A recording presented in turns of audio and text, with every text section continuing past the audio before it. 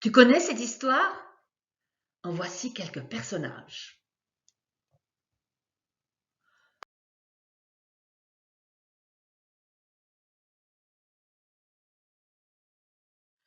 Lui, c'est Jésus. Il est venu sur cette terre voici plus de 2000 ans. Jésus, nous pouvons lui donner plusieurs noms. Pour moi, c'est le plus grand des super-héros. Jésus, il parle de Dieu. Tu sais, ce Dieu qu'on ne voit pas. Et moi, je n'ai pas dessiné le visage de Jésus, car la paix, la confiance, la tendresse, on ne peut pas les dessiner. C'est à toi de bien regarder pour y trouver un visage plein d'amour pour toi. Lui, c'est un chef d'armée avec un de ses serviteurs. Il n'est pas du pays où on l'a placé ici. Vous les voyez les deux. L'un et l'autre sont très différents. Pourtant, ils s'apprécient grandement. On pense que les chefs d'armée sont sévères. Celui de l'histoire a pourtant plein d'amis. En voici deux. Ceux-ci ont été choisis pour prendre soin de la population.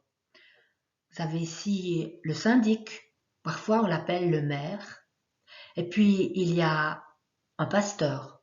En fait, dans l'histoire, c'est peut-être un conseiller de paroisse, je ne sais pas. Es-tu bien installé? Si oui, ça va commencer. Oh, tous ces gens qui écoutent Jésus. Il faut dire qu'il dit des paroles, des mots qui aident celui qui est triste, inquiet ou malade, même celui qui est joyeux. Cela fait maintenant longtemps que Jésus parle. Il se déplace pour rencontrer d'autres personnes.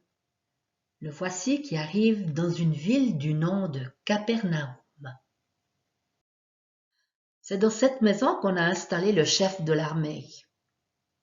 C'est une belle maison. Pourtant, il règne une atmosphère lourde et triste. Son serviteur est très malade. Il risque de mourir. Il y a de quoi être inquiet, de quoi se faire du souci.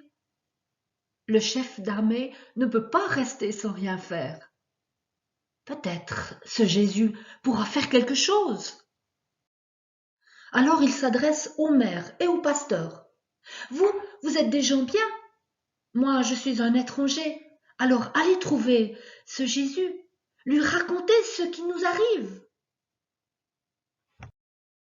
Jésus vit sur les routes. Il n'a pas forcément bonne façon. Pourtant, les hommes sont très respectueux, car Jésus est talentueux. Et puis, il faut bien soutenir le chef d'armée. Pitié, Jésus, il aime notre peuple. Oui, pitié, il faut l'aider. Regarde, c'est lui qui a contribué à la construction de l'église. Toi, Jésus, tu es une vedette. Même si d'autres ont besoin de toi, tu dois venir, tu dois obéir. Et Jésus les suit. De loin, le chef d'armée a vu Jésus. Il arrive, oulala, ma maison n'est pas assez bien pour lui. Je suis un étranger, puis j'ai d'autres dieux que le sien. Il ne faut pas qu'il entre chez moi. Mes amis, vite, allez lui dire de ma part.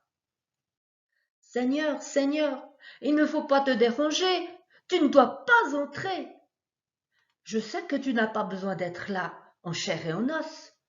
Je sais que là, au fond de moi, j'entends ta voix.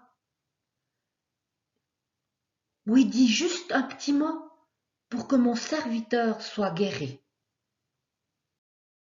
Tu le sais, pas besoin de se toucher.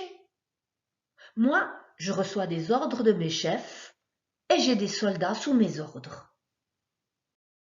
Et si je dis à un va, ben il va. Si je dis à un autre viens, eh bien il vient. Les mots suffisent. Si je dis à un serviteur fais ceci, il le fait. C'est comme ça. Alors là, dit Jésus, croire que je peux faire quelque chose sans entrer dans la maison, sans se toucher ni se voir, c'est vraiment formidable. Bravo, chef d'armée. Regarde, vois ce serviteur, son visage a changé, il s'est levé, il est en bonne santé. Jésus s'adresse maintenant à tous. Quelle confiance! Croire que je peux offrir du bon, même à distance. Le chef d'armée sait que c'est possible. C'est ça, vivre la confiance. Difficile de l'égaler. C'est ainsi que se termine cette histoire. Et toi, sois certain, aie confiance, car sans voir, sans toucher, ni entrer, ceux qui t'aiment et que tu aimes peuvent même de loin faire du bien.